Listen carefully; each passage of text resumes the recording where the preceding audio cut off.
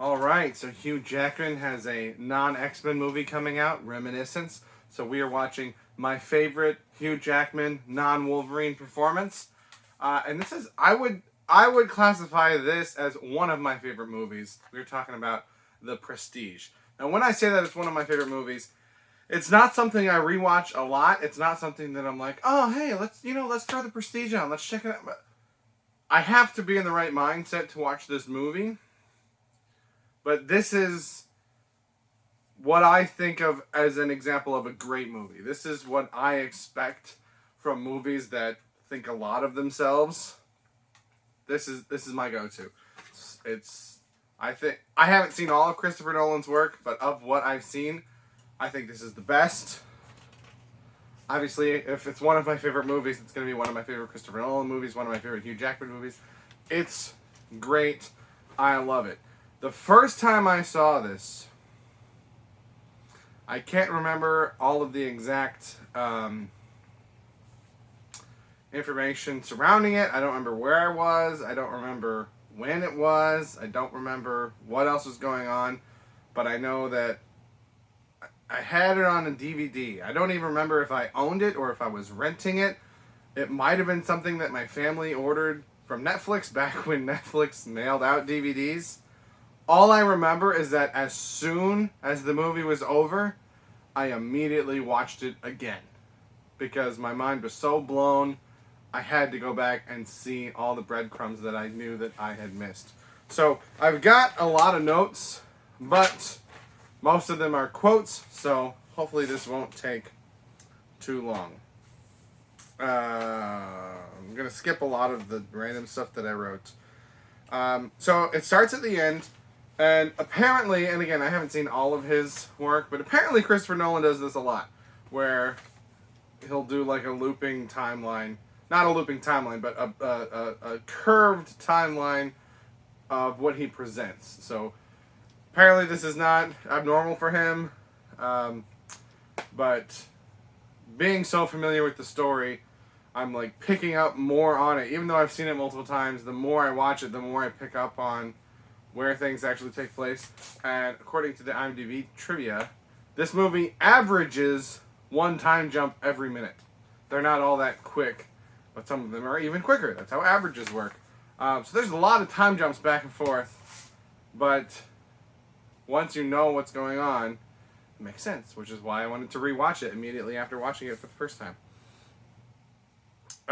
So there was another video that I mentioned this movie in, and I don't know if it's one that's been posted or one that's coming up, but I referenced The Prestige and the idea of who dies, the original or the clone, and I couldn't remember, so I wrote down, for sure, in this movie, the way that I understand it, the original dies. The original Angiers dies, which I guess it's a little late now, but spoilers! I do spoilers in most of my videos. For old movies, at least. I assume if you haven't seen them by now, you're probably not going to. Or at least you've probably had it ruined already. So that was something that I kept in my mind as I was watching through this movie, is that the original dies.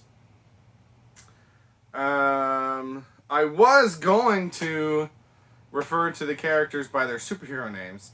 That was another thing, like, this was before every movie had tons of superhero actors in it, because there were so many superhero actors, so it was kind of cool that Batman and Alfred and Wolverine and Black Widow were in a movie together, and then Rebecca Hall even gets a part in Iron Man 3 later on.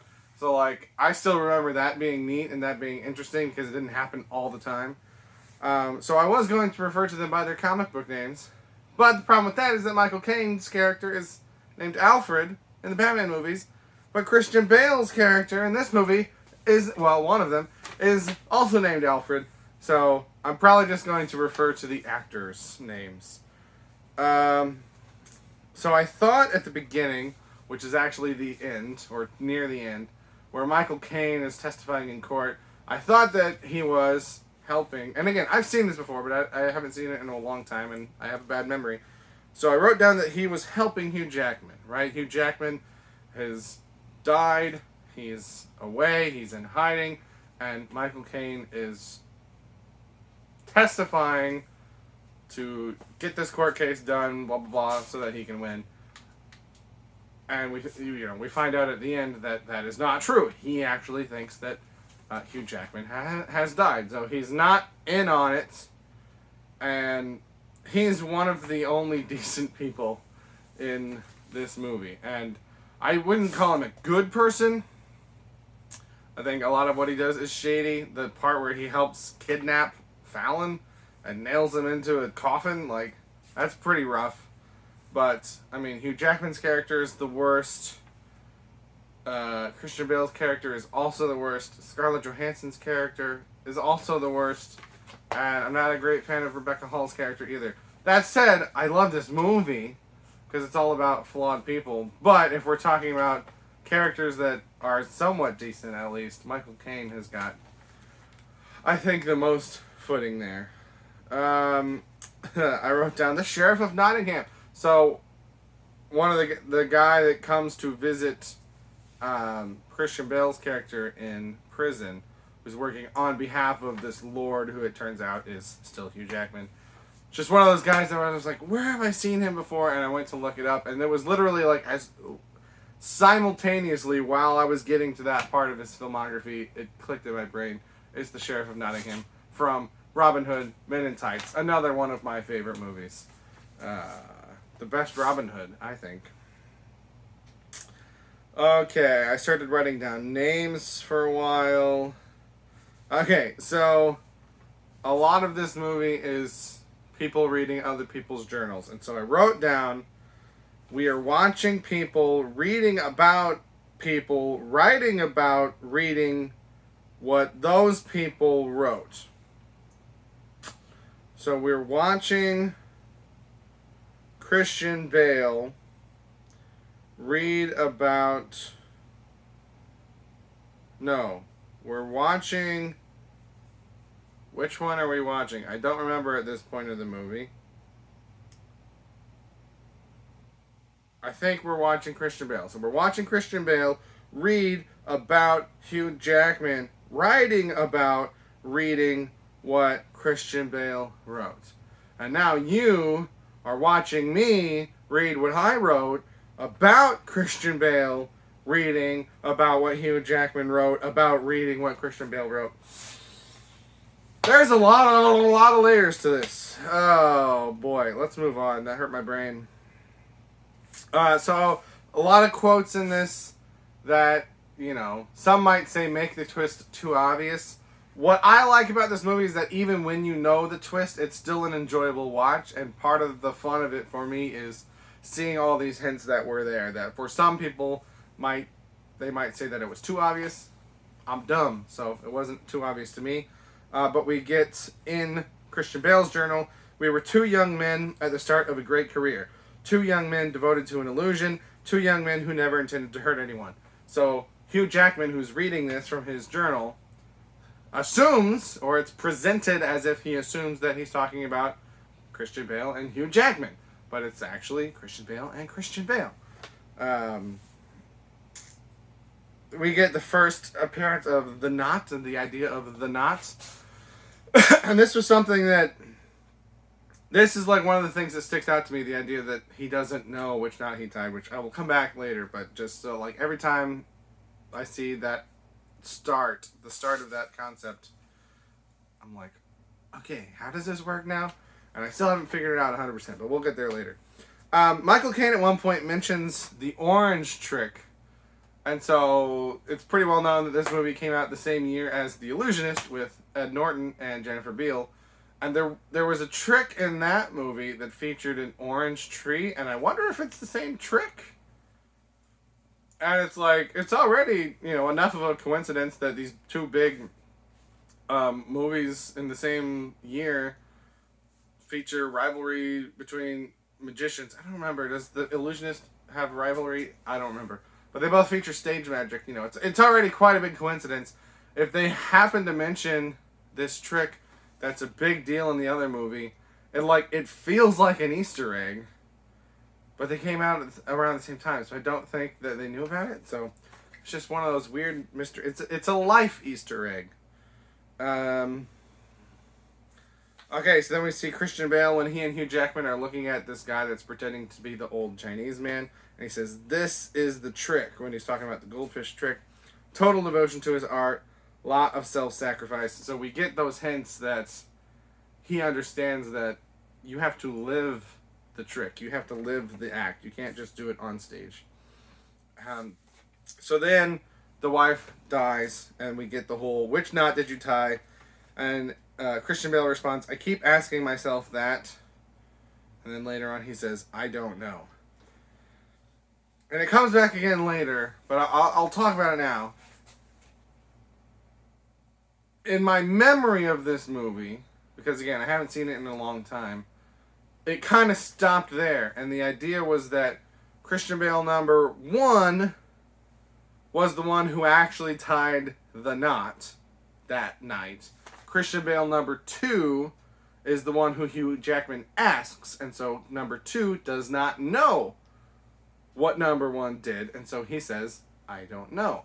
But it's very clear, even now, but more so later, that number 2 has talked with number 1 about it, and number 2 still says that he doesn't know. So what I think has happened, and this is not clear to me, again, I'm dumb, so maybe it's clear to other people. What it seems to me has happened is that number 2 thinks that number 1 tied the knot that he was not supposed to, the one that they talk about, but that Michael Caine said is not a wet knot. I think number 2 believes that number 1 did that. I think number 1 claims that he did not, that he tied the correct knot, but I don't think number 2 believes number 1. And I believe that number 1 tied the wrong knot because of the look that he gives her on the stage, and she gives him the nod, and then he obviously changes up what he's doing. Now, I don't know anything about knots, so it could be that he started to do the wrong one, and then he was like, "Should I do the right one?" And she was like, "Yeah, do the right one." And there was still a mix-up. I'm sure people that know more about knots have dove into this already, unless the knots that they're talking about are fictional knots, in which case, well done, movie. But, you know, it's also kind of weird because Hugh Jackman asked the question at, like, the funeral. I feel like he would have been thinking that in the moment, and in the moment you can just look and check and see what knot was there. I get that wouldn't be the first thing that he thinks, but I would think that, you know, they were just talking about this as a concern for this very thing. You would think that he would think to look and check the knot and see if it was the right kind of knot or not. The right kind of knot or not. But it is also said that he doesn't know about as much about knots as Christian Bale, so maybe he tried to do that and he couldn't figure it out, but you would think Michael Caine would get on that. I don't know. To me, that's like the one big mystery still left. But that's the best that I can interpret that. I think number 1 did tie the wrong knot, and that's why it went wrong, but lied about it to number 2, and so he's told number 2 that he tied the correct knot, but number 2 doesn't believe him, and that's why when Hugh Jackman asks him, he tells him he doesn't know, because he's been told what the answer is, but I don't think he believes him, but he also doesn't know for sure that the guy's lying. That number 1 is lying, so. Even with all the reveals and all the stuff that is made obvious, there are still layers and there are still mysteries to this movie, unless I've missed something else. Okay, then we get stuff about "I love you," and she says, "Not today." Some days it's not true, and today you don't mean it. And this whole concept of one of them loves her and the other one doesn't, and she can tell which one is which takes a dark turn later on, because early on she's like, "I like being able to tell the difference. It makes the days when you do mean it, mean more." And then later on, she's like, "That makes it hurt that much more when you don't mean it, when I can tell that you do mean it." And it's like this idea that something that's exciting early on, later on, becomes depressing. Okay, so then we get the bullet catch, where Hugh Jackman, in his wig and makeup, sneaks a bullet into the gun. And I'm just like, I can buy into the idea that we, the audience, can see through these disguises more so than the characters in the movie, right? I'm good with that suspension of disbelief. Fine, okay? Because obviously, we, the audience, we want to understand that we know what's going on. So we need to be able to tell that that's Hugh Jackman. But we also need to understand that Christian Bale wouldn't recognize him as Hugh Jackman. But where I'm coming from here is, why would you pick someone that could even feasibly be Hugh Jackman in disguise? Right? You're familiar with Hugh Jackman. You're familiar with his size. You're familiar with his height. Right? Pick people that are smaller and shorter. And that's all you pick for your volunteers. So you don't have to think about it. You don't have to worry about it. But also, like, again, I'm fine with the idea that the makeup is more convincing in the world of the movie. But they don't even look closely at the volunteers. And I'm just like, this is a thing that happened. Magicians went to other magicians' shows and learned their tricks and sabotaged them. So, like, this is not an unusual thing that he's doing. So Christian Bale should not be surprised that this is happening. So, like, look over your volunteers a little bit more. And especially since it's also him picking the volunteers, just pay more attention. You know, like I said, pick smaller people, pick more women than men, and you're going to at least greatly diminish the chances that Hugh Jackman in disguise is going to shoot you in the hands. And then it comes back later, but reversed. Hugh Jackman picks Christian Bale. That one is at least Scarlett Johansson that picks him, not Hugh Jackman himself. But you would think Hugh Jackman would be paying more attention. Although I wonder if at that point, see, now I got to rewatch it again. At that point, no. At that point, Scarlett Johansson hasn't fallen in love with Christian Bale, so I don't think she did it on purpose. I wondered if maybe that was a wrinkle. But I don't think by that point that she had. I don't remember. I'll have to check that out next time I watch it. Who knows when that will be. Okay. Then we get more stuff about this knot thing. Christian Bale says, I have fought with myself over that night. One half of me swearing blind that I tied a simple slip knot. The other half convinced that I tried the Langford double. I can never know for sure. So that's in his diary. That's why I think that one of them is lying.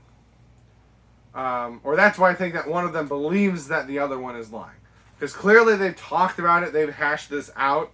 And answers have been said. Right? Half of me swearing blind that I tied a simple slip knot. That's the number one that actually tied the knot.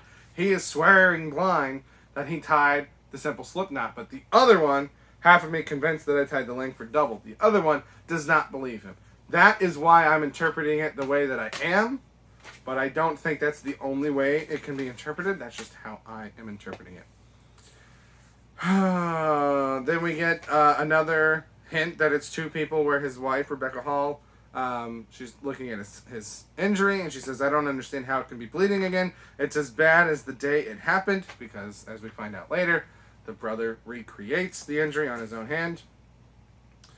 At one point I wrote the line, once more with Batman. I don't remember why.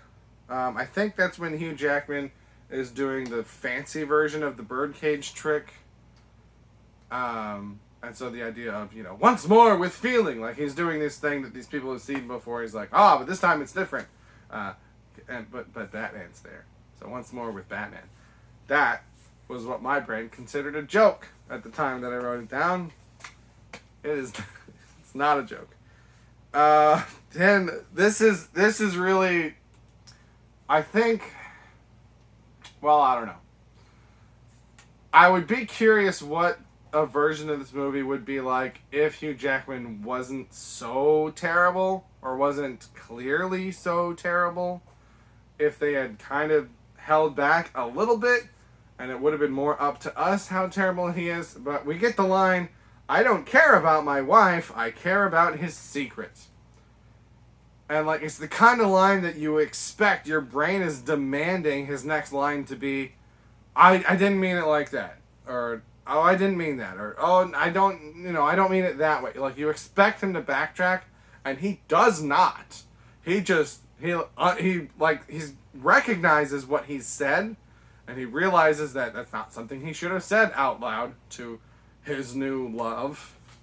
But he doesn't backtrack. He doesn't address it. He just moves on, and that's really the turning point for me, where I'm just like, this is a bad dude, right? Like, there's obsessed, but this dude literally cares about nothing else.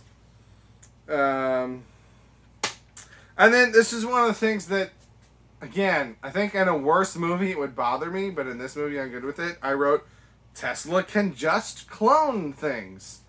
And again, my memory of this, parts of it are very vivid, parts of it were more fuzzy. So I was like, I know that he goes to Tesla because someone else says that Tesla built a machine that can duplicate things. And I couldn't remember who told him that, because I couldn't remember when that other machine was in play. But in fact, I was missing other pieces of the puzzle later, because it is Christian Bale that tells him that Tesla built him this machine, but it is in fact a lie. And Hugh Jackman does not find that out until much later, and Tesla decides not to, tell him, I haven't actually built this thing, but I can. He's just like, yeah, I'll build it. Tesla is unnecessarily vague for no reason other than the story reason. So again, in a worse movie, this would bother me a lot. Also, the fact that in what's otherwise a real world movie, cloning can just happen. But this movie is so good, and it's, it gets a pass. But if I had one big nitpick, it would be that whole situation. Then we get this interaction between Christian Bale and his daughter, where she wants to go to the zoo, and he says he can't because he has errands to run, and she says, but you promised, and he says, I promised, did I? And it's just another, it's like, did the other one promise? And so he's like, crap, and it's like, why did he say that? And it's like, is this a code that they have, that if one of them promises someone something, then the other one, has to make sure that happens, because then he changes his response to her, and he's like, okay, we'll do it if I promise, right? And it's like, does it mean that much to the other one that I have to make sure that I do this? But I think, at that point, the one that's talking to the daughter, Jess, is the one that's actually her father? Because then later on, he goes and he talks to Fallon, and he's like,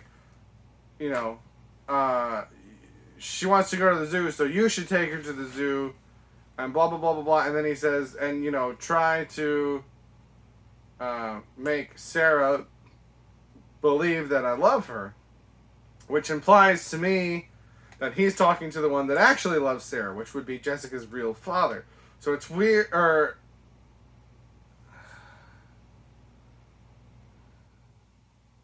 I've lost myself.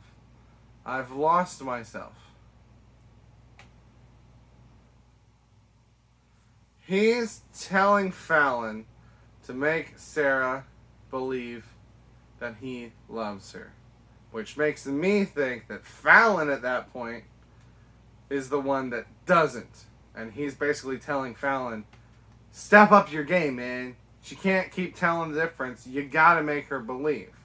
Which makes me think that Fallon is also the father of Jess at that point. Which makes sense that Fallon is the one that promised her that they'd go to the zoo, and that's why the one that's talking didn't know that, and why he had to switch course. So it makes sense. Somewhere in there, my first time through, I was missing a piece of that, and I thought that it didn't make sense, but it does make sense. This movie is great. Oh, boy! So then we get the turn of the you don't mean it today. It's one of the ones where she's like, you do mean it today. And she says that makes it that much harder on the days that you don't. And we see this downward turn. Then, in case it wasn't enough that Hugh Jackman is the worst, and Christian Bale is the worst. We have to make sure that Scarlett Johansson is also the worst, because we get this line, when you're with me, you're with me. Leave your family at home where they belong. Like, man, talk about cold. Like, this guy is troubled because he's cheating on his wife, kind of. And she's just like, forget them. You're with me. And, like, not sympathetic at all. Not, like, trying to reassure him that it's right, which wouldn't be correct, but you would think that's what she would try to do. She's just like, don't worry about it. You're with me right now. And then she says, you know, when you're with me, you're with me. Like, leave your family out of it. But then I wrote, you're the one that crashed their date. So you've got double standards for your own infidelity. I guess that shouldn't be surprising. But it's like, you're not even following your own rules. Okay, so then we get Sarah's descent into madness. And I'm trying to figure out why Christian Bale couldn't tell her. I understand that he needs to devote his life to the trick and he needs to blah, blah, blah. And he can't ever reveal it publicly. And I understand why he can't tell the kid. Because kids talk, right? And, you know, she might be with her friends one day and be like, well, my daddy is actually two people. And that's how he does his trick, right? Like, I understand not telling the kid. I don't understand why he doesn't tell Sarah. And she's like, you know, it seems like she's buying into it for a while. You know, she can live, you know, because later on she says, I can't live like this. But it seems like for a while she can. But when she gets to the point where she can't, like at that point, she's in. She's with you. You've got a kid together. Like, what do you think is going to happen? I don't know. I guess now that I'm thinking about it, revealing to your wife that half of the time the husband that she's with is not her husband, and in fact is someone else that she's never really met, I guess that would be really messed up. But when she gets to the point where she's literally telling him, I can't live like this, I know what you are, right? And he's just telling her to shut up. But like, if they would talk quietly instead of screaming at each other where no one else could overhear, why... If she already has figured it out, why can he not accept it and let her in and then deal with the consequences? I don't know. That's really weird. So then Sarah hangs herself. And I don't want to dwell on this too much because I'm not a suicidal person. I don't think about things like that, so I don't want to victim blame. But I don't understand in that situation why she wouldn't just take the daughter and leave, right? The problem in your life is your husband. So why not just, you know, and she knows that something is up with him. I don't know if she knows exactly what's up with him, but she knows that something is up with him. And she's leaving her daughter in his hands. So maybe she believes that even though he's keeping secrets from her, he does truly care for them and he is going to provide for, like, she must trust him enough to take care of their daughter. It just, I don't know. It feels to me like she's abandoning her daughter, basically. But like I said, I don't want to get into the philosophy of people that struggle with that kind of thing and where their mindset's at. It was just a little odd to me, but again, I haven't had those kinds of thoughts, so I will move on.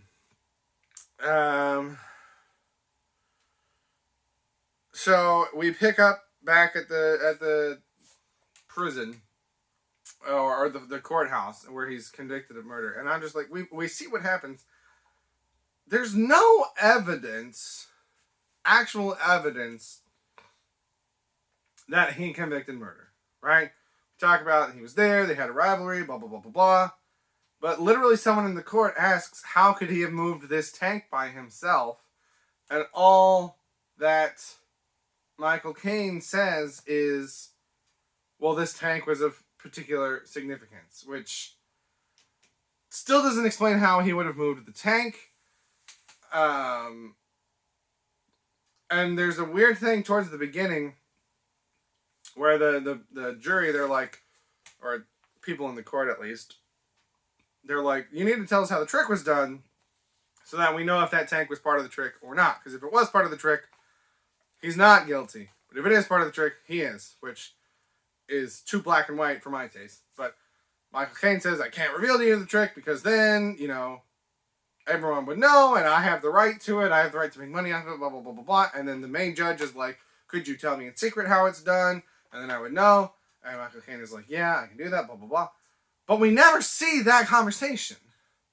And Michael Caine doesn't know how the trick is done. So where does that thread go? How does that lead to Christian Bale being convicted of murder?